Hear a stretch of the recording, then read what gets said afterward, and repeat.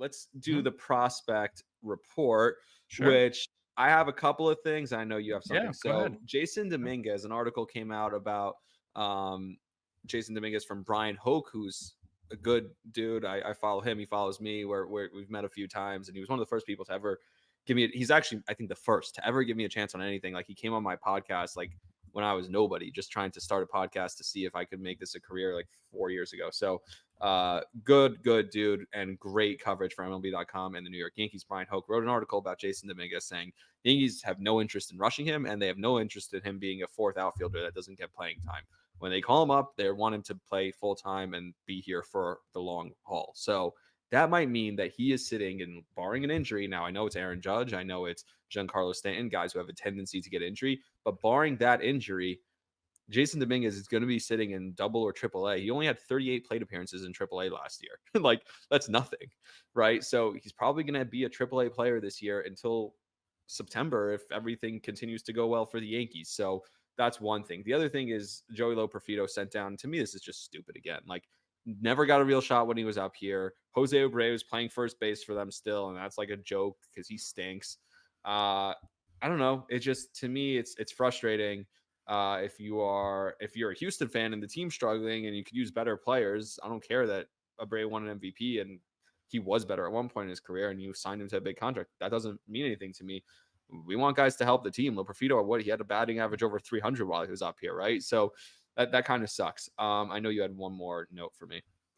Yeah, no, it was, I mean, I guess I had two. One that I wanted to mention really quick too, was, the Cardinals pitcher. It's not necessarily minor leagues because I don't think he's a minor leaguer technically anymore, but Andre Pallante, started for the Pallante, started for the Cardinals today and, absolutely went out and dealed, 6 innings, shutout baseball. So, he's a guy to keep an eye on. He's making the move from the bullpen. I want to say it's dealt. Yeah, I think it's dealt.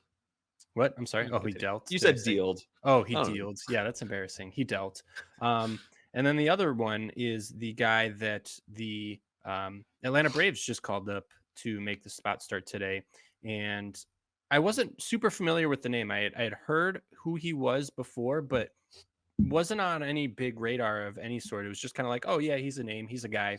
The Braves called this guy straight up from Double-A, and he was obviously dealing down there. He was doing really well, but it was such a small sample. It was kind of a weird call up. So I guess this kind of off season, he really ramped up his velo and has looked much better. And that is, I should say his name is Spencer Schwellenbach.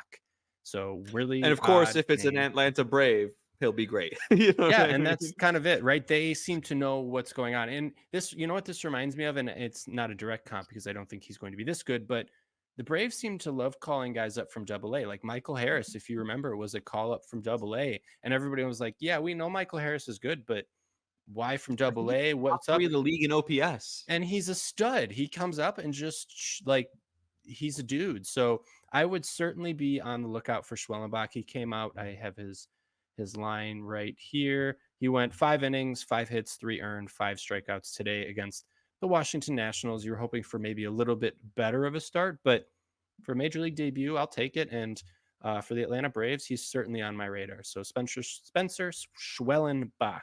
Say that 5 times fast. Yeah, he should be on your radar. I can't say it once. Did we mention that Angel Hernandez was forced into retirement? That was a weird one. No. Yeah, that's a baseball story. I don't know if that's like a fantasy story, but it's a big baseball story. So yeah. Is there other big baseball stories? I thought I had one more, but maybe not. No. Oh, the Negro Leagues being brought into the Hall of Fame stats. Yeah, this dude was hitting 400 every year. Gibson, like what in the ass? Like my God. That is crazy. By the way, the only part that frustrates me about that, because I love it and it should be, and that's 100%. I shouldn't say there's something that frustrates me about that. That is like, this is part of the game. This should have been done years ago. The only thing that's weird about that is like, if we recognize that, we freaking have to recognize Barry Bonds as like the home run hitter and the greatest player. Like there are certain things that's like, there were steroids in those eras. There were 2 leagues because people were a bunch of racist assholes in that era. Like, why can't we understand? Now, I know it's different. You know, I'm not comparing those two. I'm not saying like the steroid era and people being terrible people are the same thing. But like, again, I don't understand. you know, yeah, I guess like, look, you could penalize. He cheated. You know what I mean, Barry Bonds. I get it, but everyone was doing it. Like, and I don't know. It Yeah, just I mean, it you look at bothers the me. home Like, you look at the home run and it takes away totals. from the Yeah. history of Mhm. of baseball. It's nothing to do with whether he cheated or not. Put an asterisk on it. I don't know. Put an asterisk on the Astros World Series championship in 2017, but Yeah. don't erase it like that. That whatever. All right. Well, and here's a question for you before we go. What does the Hall of Fame mean to you? I think it's a museum of the history of the game. That's what it should Yeah, be. and I And I agree with think that. Mhm. and if you don't want to have a ceremony for him and you don't want to do an induction because you feel like he cheated the game and you don't want to celebrate him, that's fine. Put him in there and announce that there's a wing with him, McGuire, Sosa, all of them can be in one wing. And by the way, David Ortiz should be in that wing too. I don't know why he's gets to be in the regular Hall of Fame when everyone else, A-Rod, is not. Like Mhm. Big Poppy cheated also. He was on all those reports. He was on all those lists. So like, the fact that he's treated differently than everyone else makes no sense. But Manny Ramirez is one of the greatest hitters I've ever seen in my lifetime, ever. And he's not on that list. You know what I mean? Like, he's Mhm. not in the Hall of Fame. Like, and maybe his career numbers are a little bit lesser because I know he fizzled out at the end. And obviously, once he went to the Dodgers and the Rays and all those different places, and obviously he didn't. But I think the career numbers, like early in his career, he was hitting like 340 with like 40. Look at some of his Cleveland numbers; they're absolutely absurd. And then I remember obviously watching him at the Red Sox. He just literally put the fear of God in me as a Yankee fan every time he came to the plate. Like he was that good. Like in his Yeah. prime, he was better than Poppy. You know what I mean? Like, Yeah. Yeah. yeah. There was a mailbag question on, and I'm forgetting the name on Instagram. He wanted us to talk about Fernando Tatis. The numbers look fine to me. Like they're not. Again, offense is down across the league. He's frustrated by Tatis. It's like a 320 on base, a 9 home runs, I think 20 something RBIs, 20 something runs scored, a few stolen bases. It's not like what you'd expect, but it's not been bad per se. Yeah.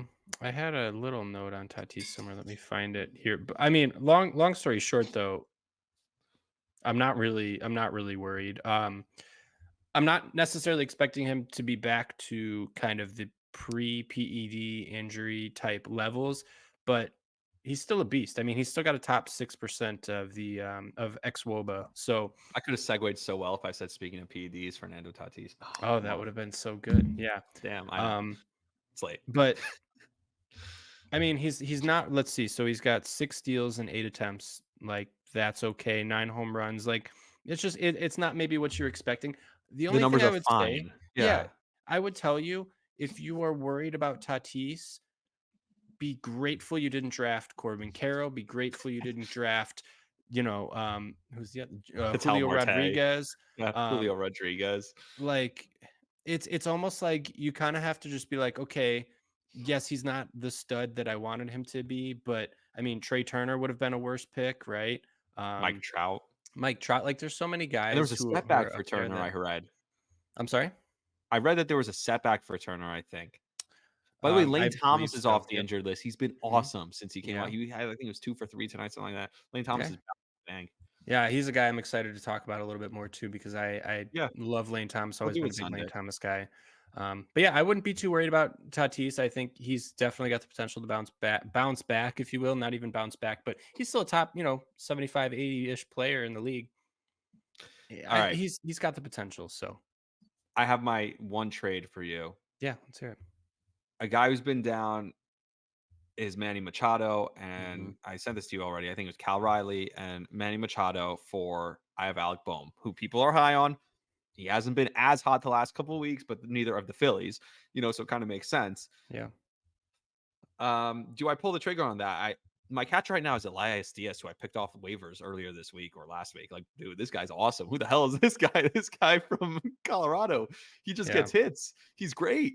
yeah. So I don't even know if I need a catcher anymore, but I need home runs. Bohm is not going to give me the home runs that I need. I think Machado and Riley in the lineup together could end up giving me some of those home runs, give me a little bit of that pop, probably more RBIs.